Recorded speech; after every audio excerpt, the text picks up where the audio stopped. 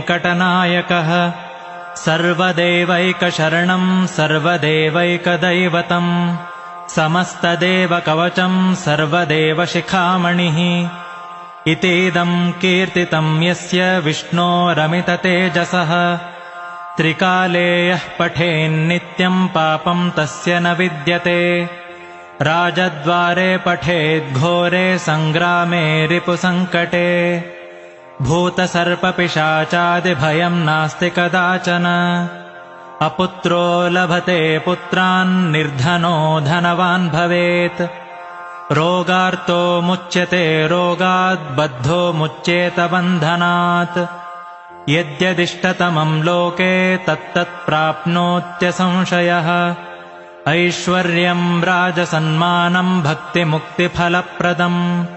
विष्णोर्लोकैकसोपानं सर्वदुःखैकनाशनम्